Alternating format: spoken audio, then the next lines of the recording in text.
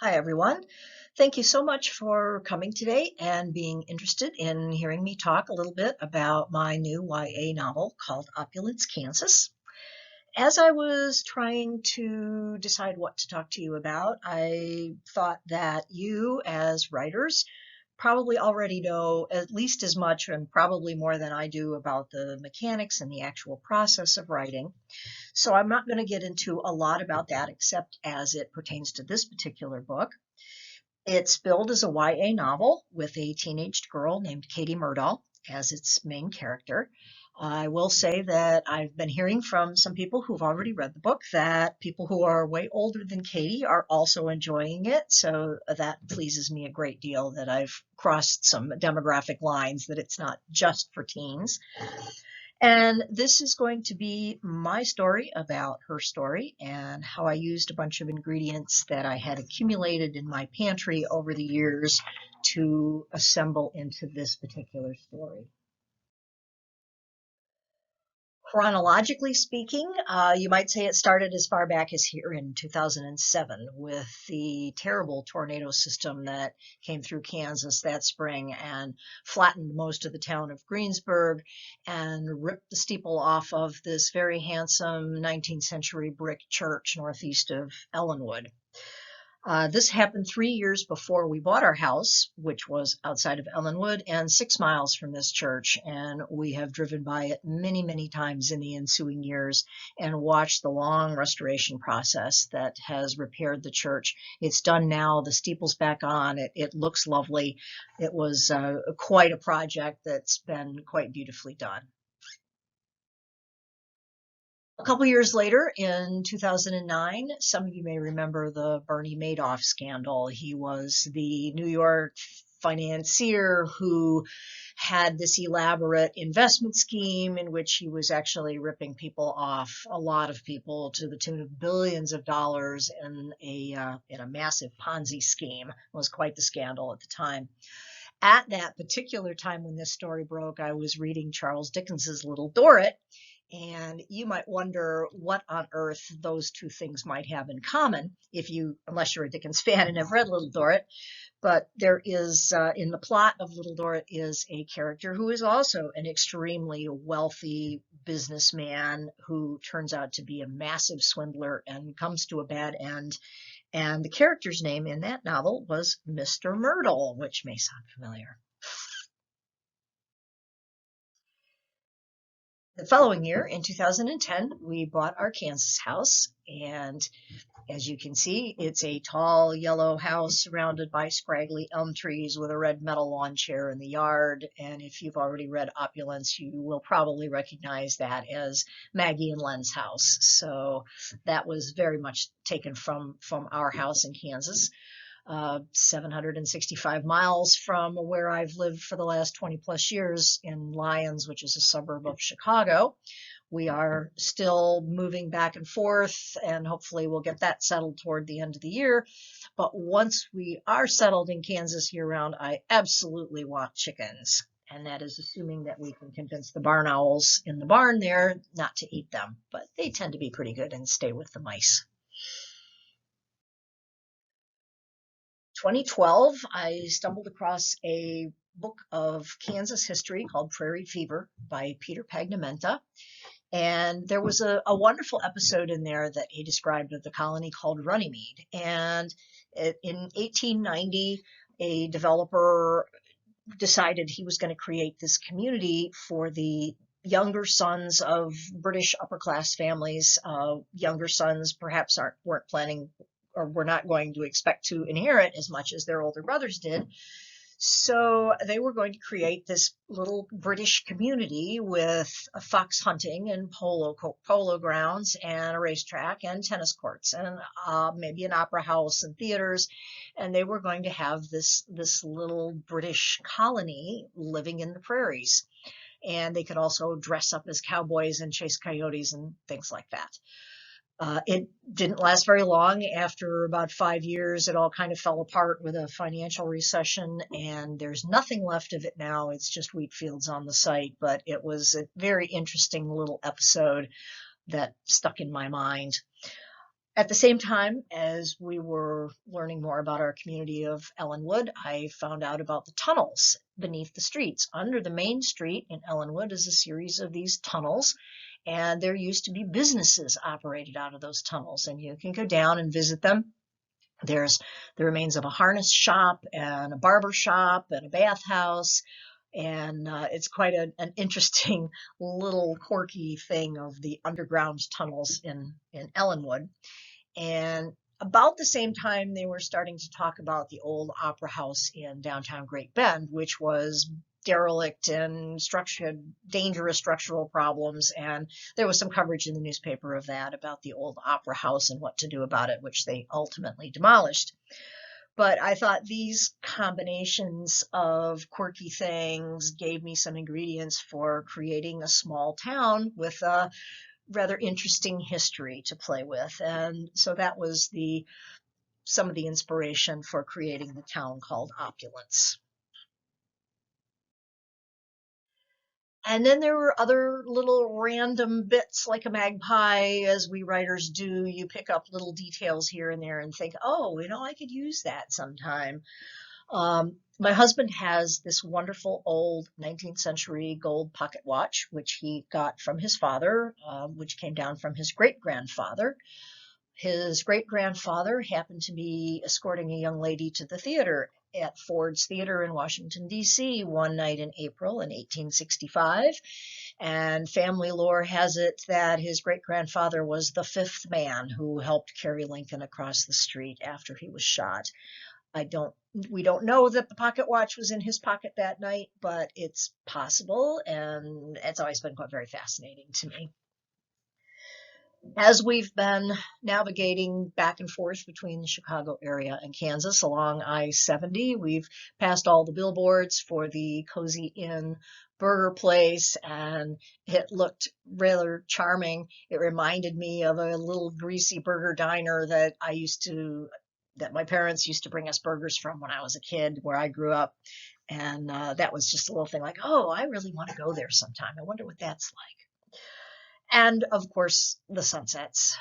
The sunsets and sunrises and the skies are just something that we were enamored of early on, and we still say there's just nothing like the Kansas skies to watch and change in the colors.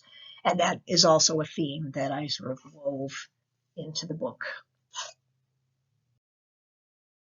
So there's got to be a story in here, right? I have all of these little elements that are so interesting, and largely my experience of living in Chicago all those years and then discovering Kansas. And I wanted to do something with that because it was such an important experience to me. I'm not a city girl. I grew up in Michigan with horses and goats and dogs. I was lucky enough to find a partner who loves the outdoors and camping and hiking, so that was how we spent our vacations for a number of years. We used to drive out to southern Colorado to camp in the mountains, which took us through Great Bend.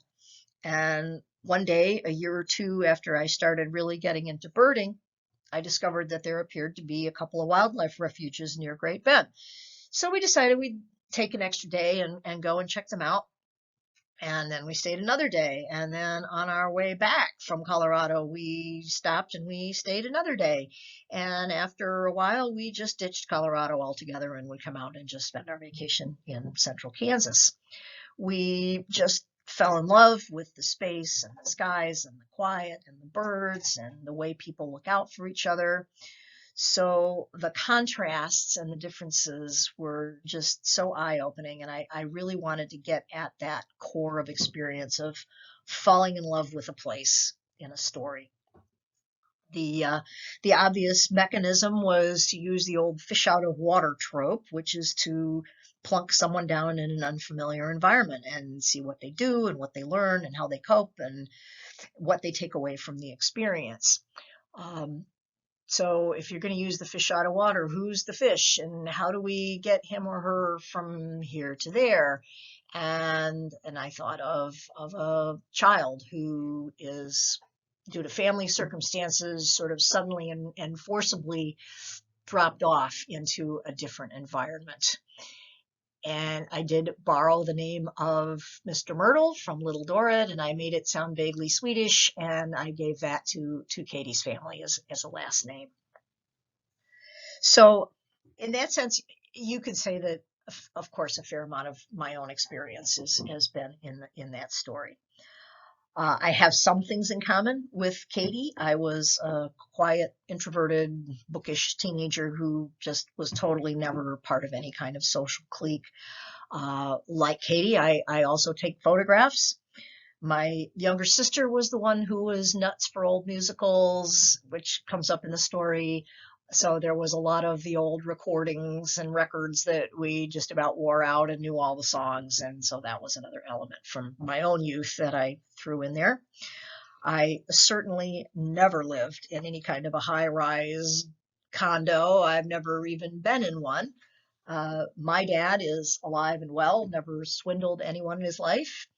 So I just took a whole lot of bits and pieces, a pocket watch and birds and a favorite diner in Chillicothe that we really liked, and just tried to wrap them all up together. And as this story unfolded, it needed to be just about more than just one girl's experience. And so I felt like I wanted to broaden it to address some contrasting values of urban versus rural and wealth versus working class and possessions versus relationships. The watch gave me an excuse to touch on themes of time, how we use it, how we waste it, how it runs out on us when we least expect it to, and those sorts of things. So those are some other elements that I wanted to weave into the story. I've been asked, how did this end up being a YA novel? And all I can say is that it just felt right for this particular story. I am not a YA author. When I was a YA wasn't really even a genre at that time. I was lucky to have parents who were both wide-ranging and very devoted readers, and basically they let me read anything I wanted all the time I was growing up. I can certainly remember sobbing hysterically on the couch reading Jane Eyre when I was 14. I read The Agony and the Ecstasy the year after that and felt quite proud of myself for reading this big, fat, grown-up book. I will say that James Dickey's Deliverance was probably a bit too much for me when I was in high school, although I didn't really understand a lot of what was going on at the time, which was probably just as well, but it didn't really do me any harm. So at that time, there were kids' books and there were adult books. And on the youth book side, things like drinking and drugs and sexuality and any kind of serious engagement with social justice, race, crime, except perhaps for a couple of cartoonish kind of bad guys, were just pretty much not there at that time. So I didn't grow up reading YA novels, but all of that has just really changed dramatically. A couple of weeks ago, I attended a webinar on YA Lit from some teen youth specialist librarians from the Illinois State Library System that I work with. And they talked about identifying different types of teen readers, how to get the right kinds of books to them. And they said there's such a variety. They range from kids who say, oh, I've read the Twilight series 17 times and that's all I ever want, to reading is boring, I'd rather play video games. The one thing that they highlighted is really important is that teens, and I mean, after all, let's face it, adults too, want to read books that acknowledge their lives, their communities, the issues that they worry about, that they think about, that they love. And so that's one way into your particular reader. So on the one hand, we can have solemn discussions about whether a glass of wine at dinner is okay for a teenager. Last year or so, I picked up a new book off of the new YA shelf at the local public library, and it featured a girl who had been kidnapped, raped, and tortured, and then her captor committed suicide in front of her. So it seems like all bets are off, and there's almost nothing that's off limits these days. there's this, so as a consequence, there's also this wonderful tsunami of books with heroes and heroines and villains and bad girls and bad guys who come from all ethnicities, sexual orientation. They may be disabled, poor, immigrant, mentally ill, homeless, savants, coming from other solar systems. I mean, you name it. There's just this amazing diversity, and it's quite wonderful. Is Opulence a story like this? No. I just can't write those stories. I don't have the life experience or the familiarity to be able to address those kinds of issues in any kind of a sensitive and thorough and truly sympathetic way. So maybe that's a liability. Maybe it's limiting. I don't know. But I opted ultimately to stick with a community that I did know something about, with some experiences that I was intimately involved with, and that's what I could write. And that's all any of us can write, is you write the story that you can, that you feel comfortable, that you can imagine or tell in whatever voice or mode feels right for that story. And in this case, the issues of loss and change and learning to cope and falling in love and learning new things and making decisions about the direction your life will go just seem to be in alignment with the themes of adolescence and growing up and coming of age. And so this sort of ended up being that kind of story. I'm not a huge C.S. Lewis fan, but I did like this quote from him, that a children's story which is enjoyed only by children is a bad children's story. I have vivid memories of when I was very small, like 4 or 5, and my mother reading me the Winnie the Pooh stories, and she would be laughing so hard at some parts that she could hardly keep reading. And I loved that, and I loved the stories, and she loved the stories. From I was 5 and she was 25, and it just worked, and it was delightful. And that's sort of my model to create things that might cross those generational barriers. And then there are these folks listed in no particular order here. These are all writers who write about and for kids and young people. They all address serious issues of growing up and adult life. But what I love about all of them is that there's a certain gentleness or tenderness about them. All of them say at some point, or acknowledge at some point, life can be awful, life can be tragic, but there's a way through, and there will be joy along the way. I like this because I remember being a teenager, and it always seemed like everything that you feel is going to feel that way for forever. And that however you feel right now is how you're going to feel for the rest of your life in all of its intensity. And you don't have the experience or the perspective to understand that it won't. And books like this, I think, that offer that kind of reassurance and hope are a really good thing.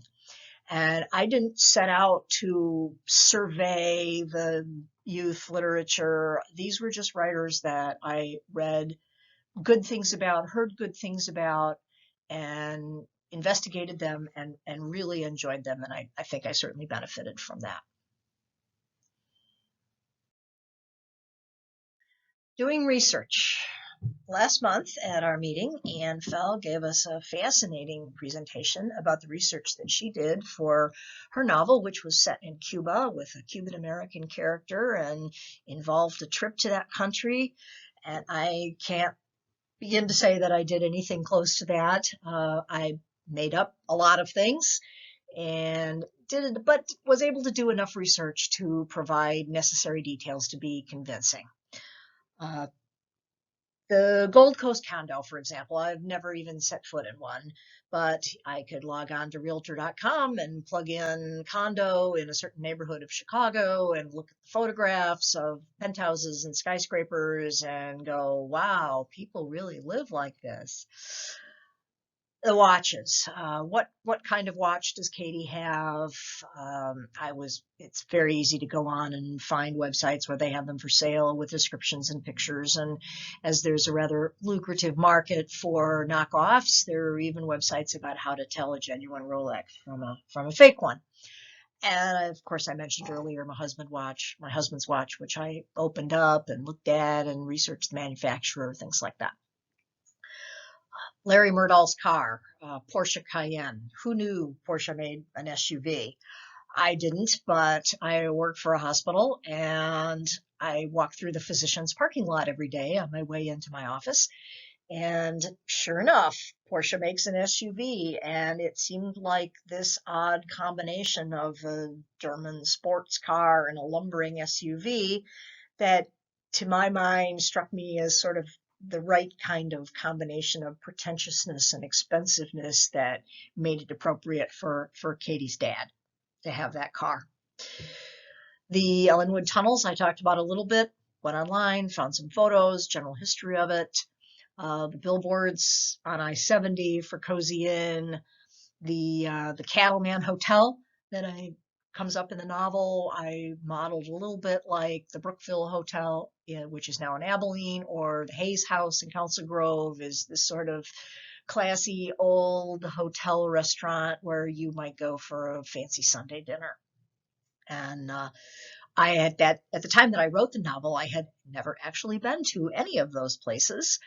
I have now since been to Salina and been to the Cozy Inn, and it was exactly as I had pictured it, and the burgers were absolutely fabulous. In fact, I have sent a copy of Opulence to the owner of the Cozy Inn because I thought it might bring him a smile to find that I liked his place so much that I put it in a novel. And all the rest of it I just made up.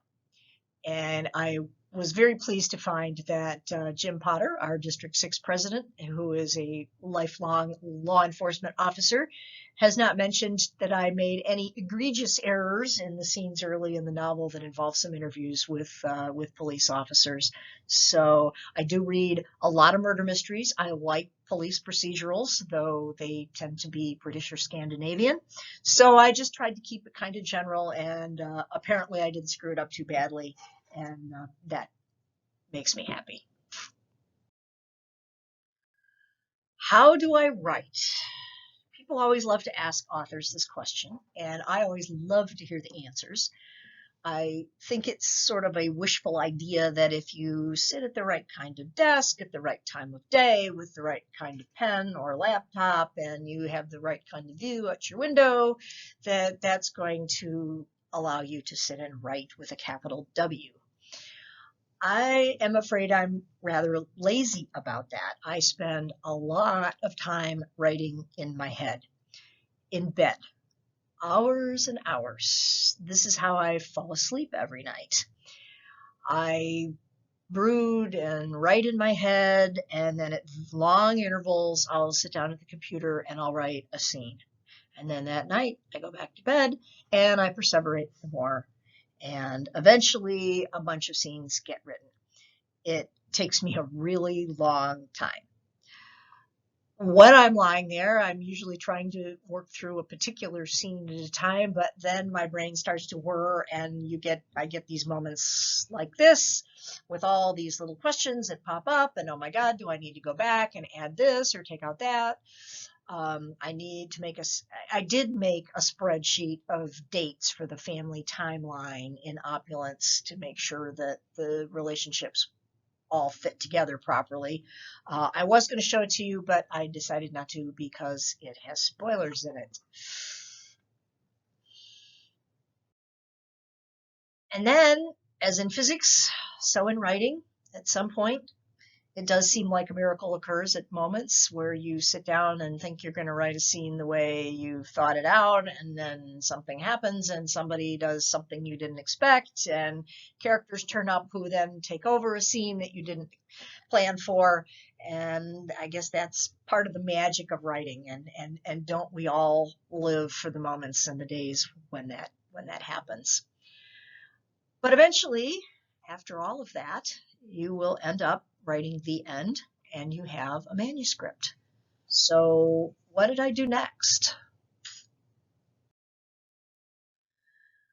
The first thing I thought was that this little YA story set in Kansas was probably not going to catch the attention with a cold query to a literary agent in New York City.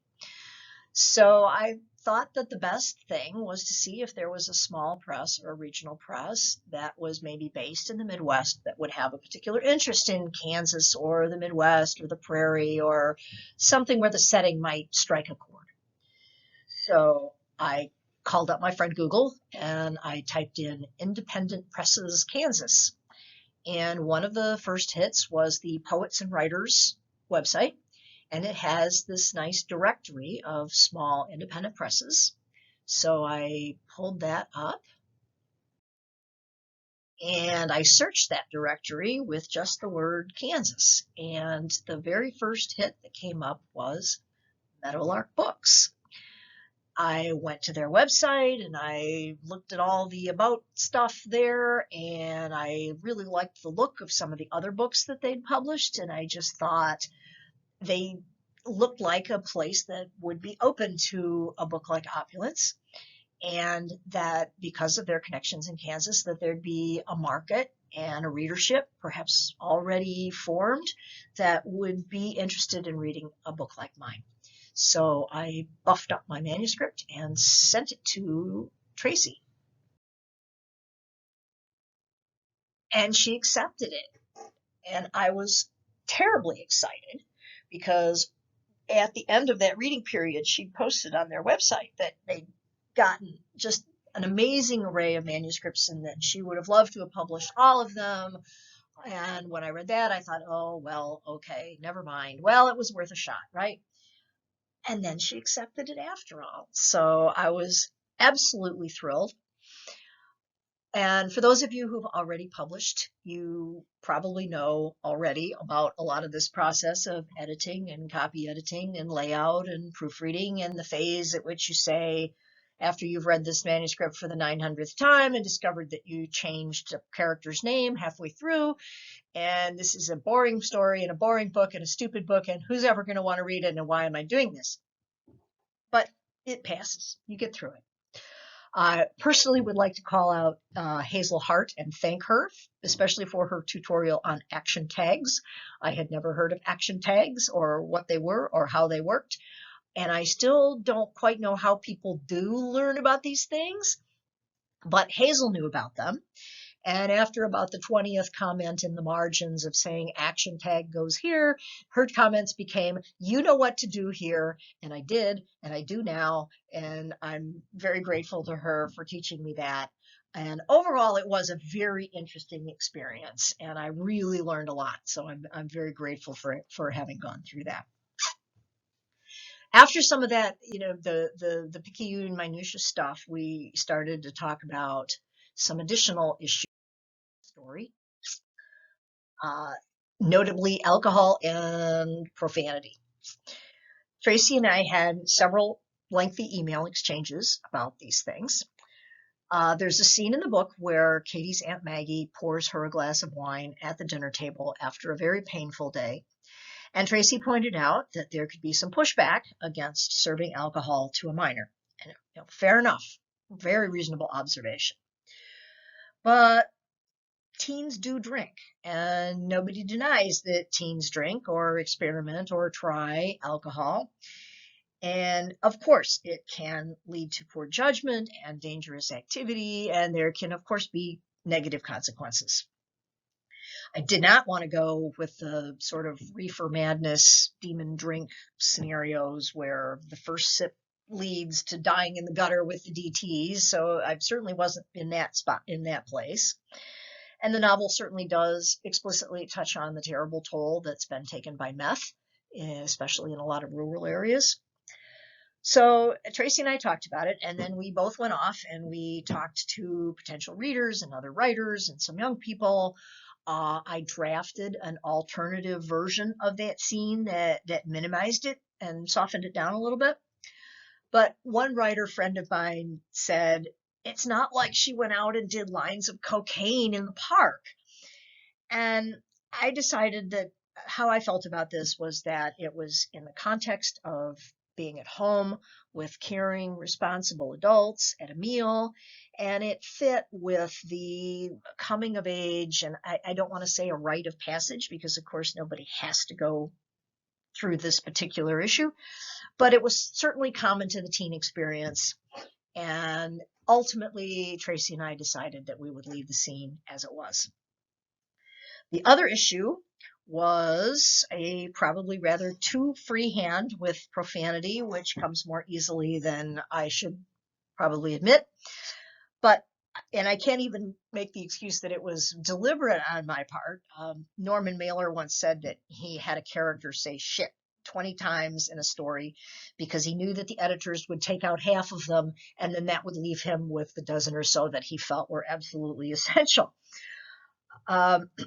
Tracy suggested that a certain level of rough language might filter out some younger readers for whom the story might otherwise be appropriate or interesting. So once again, we went off and discussed this with other folks. My Facebook community was quite adamant and said things like, have you spent any time in a middle school playground lately and heard how those kids talk? The writer Mary Doria Russell messaged me and said, heavens to Betsy, stick to your guns.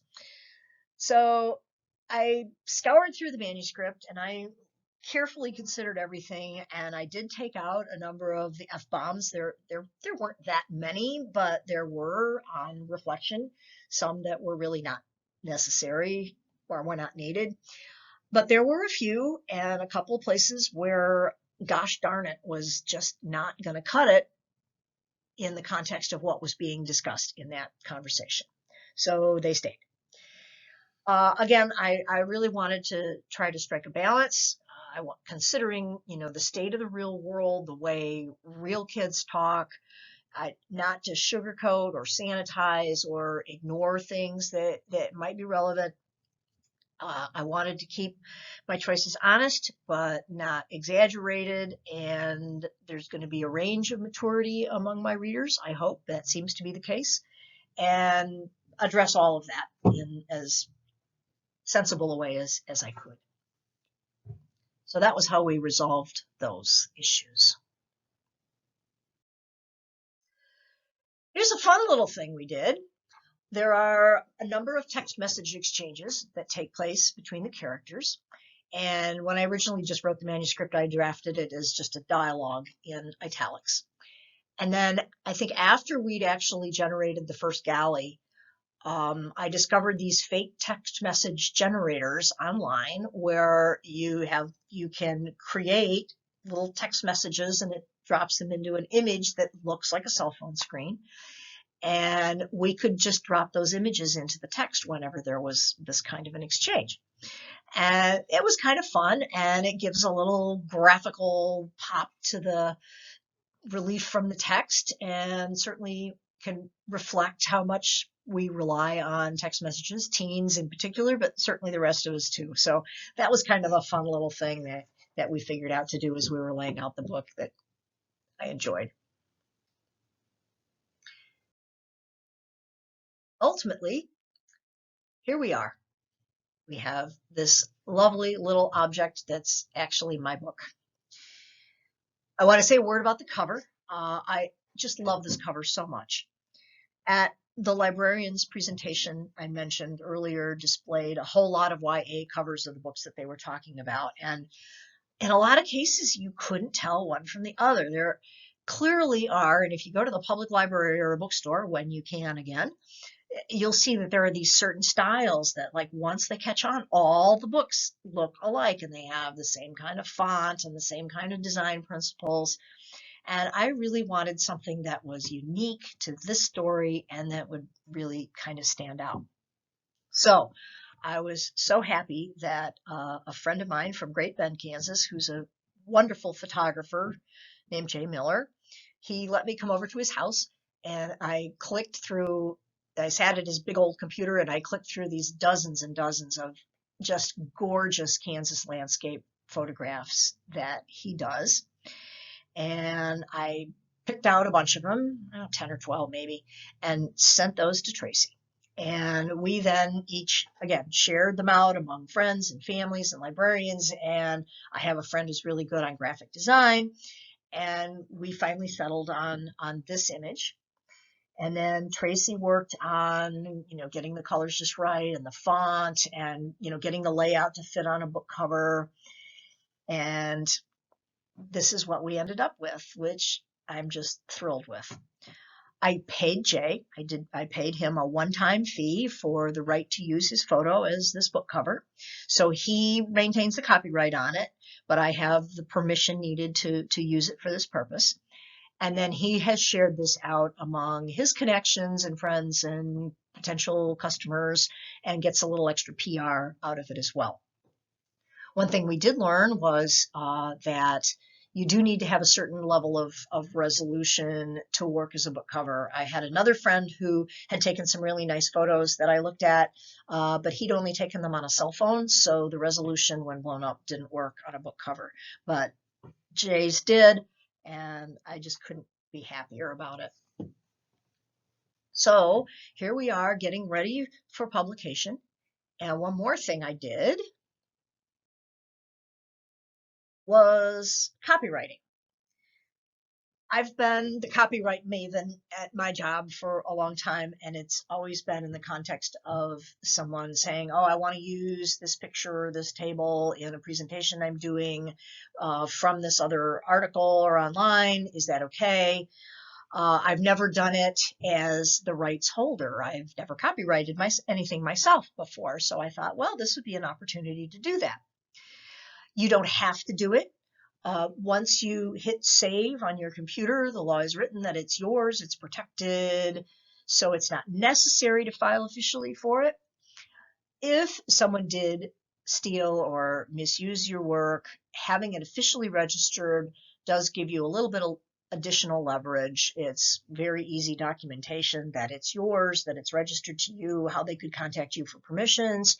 And if you were to sue somebody, I believe that you can there's a higher ceiling on the damages. And it's just a sort of a professional thing to do. It did not take me very long. It's easy and it's not even that expensive. So if you want to do this, you go here, you go to the copyright.gov registration webpage, and if you Google copyright registration, you'll get a lot of these .com copyright sites, and they will do the exact same thing and then charge you an additional $25 or something on top of it, which is absolutely unnecessary. So you just go to the copyright.gov website, you follow the instructions, you upload a digital copy of the text and the cover. It took me like 15 minutes. And especially if you do it pre-publication, it doesn't cost very much. One thing I learned that after the fact, but this is how we learn things, is that all the information you submit with the copyright application, which is including your email address and your home address and your phone number, is incorporated into the copyright database. And if somebody looks up your book, all of that information is publicly accessible. So if you'd rather not have your home address or your personal email available for people to see, then you might want to consider options of a P.O. box or a separate email account or something like that. And that's all there was to it. That was not a big deal. Marketing. Ugh. This is a challenge. I've never done this before, and between my ignorance and the pandemic and the bookstores are closed and the libraries are closed, it's interesting.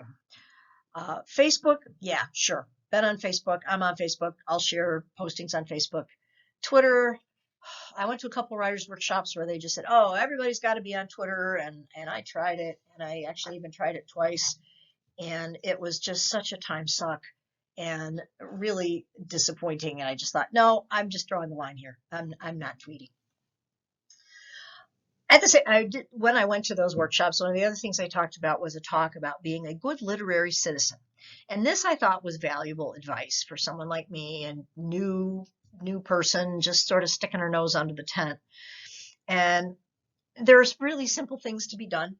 I started following writers that I liked, and I commented on their Facebook pages, and I follow local bookstores and writers groups where I can online, and regularly comment there on new books and so on. There's the Friday Reads page on Facebook, where every Friday they have people just chime in on, what are you reading today? And I do that most Fridays with just a sentence or two about the book. I am signed up as a Goodreads author. I write a lot of book reviews on Goodreads. I really enjoy that. It's writing and it's reading both at the same time, sort of keeps the juices flowing, and that's really a lot of fun. And you can also do some marketing and a lot of opportunities there on Goodreads. I did create a website from scratch. That was a whole nother challenge. But there is now a one-stop shop place where you can see info about me and my writing, and that's all readily available on my website, juliestielstra.com. Tracy has done a wonderful job. She has sent out a lot of review copies and hit up press sources. She got me a really nice review in the Emporia Gazette just before the book came out. Because I'm a librarian, I've been trying to work the library channels. I'm not a public librarian. I am a hospital librarian, so we operate in a slightly different universe. But it's hard to market to, it's a little hard to market to libraries because they're very enmeshed in things like reviews. They have limited budgets. They have all kinds of demands for all kinds of books, and press releases and cold emails don't always carry a lot of weight. They just don't have the wherewithal to always be willing to take a risk on a small press or a new writer for a book that might just sit on the shelf.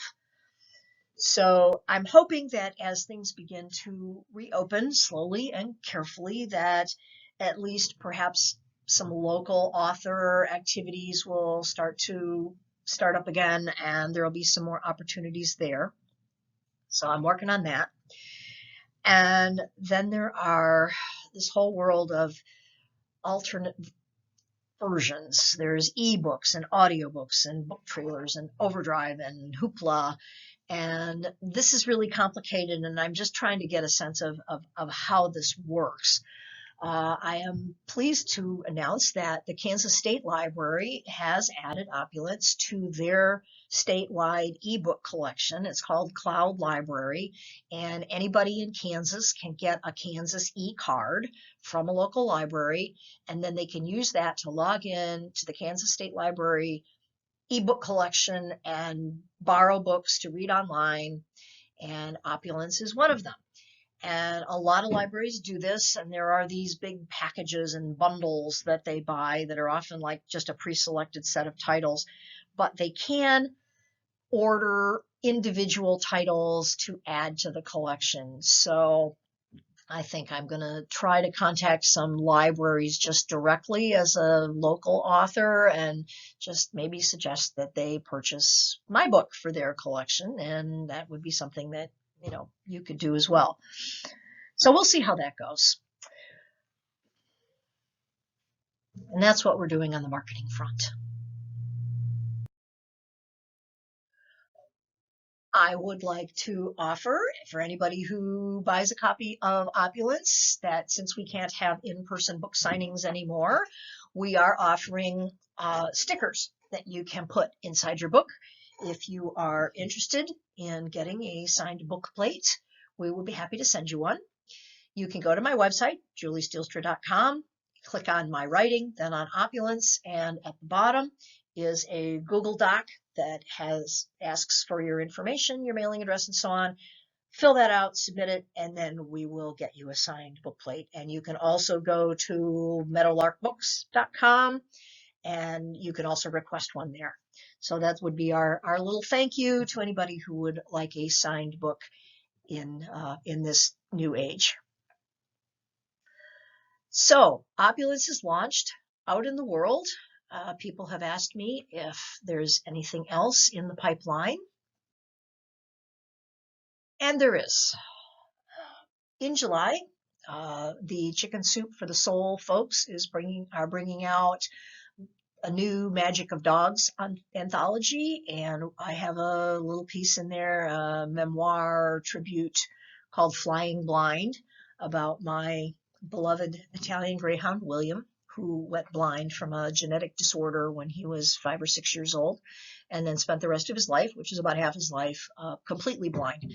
And this is just my story of sort of how he coped and how he dealt with that, and what that meant to me. Then in the fall, I have a short story to be included in a periodical called Zizzle, and it's an international publication. The editor lives in New Mexico and another one lives in Hong Kong. And they're beautifully produced hardcover collections, and they're of stories, short stories, flash fiction, poetry, and illustrations, and they're aimed at families with kids like 11 and up. And again, there's this idea that they want to produce things that the kids will like, but that their families would enjoy reading with them and discussing. So that's, again, something that I find very appealing. This is called The Snake Lover. It's sort of a Beauty and the Beast ripoff. That was always one of my favorite fairy tales, but I was never quite happy with the ending.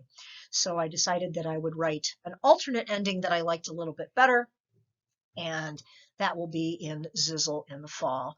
And I am totally excited to see what kind of an illustration they create for this book, because the images are, as you can probably tell by just looking at the covers here, the images are really quite delightful. Am I working on anything now?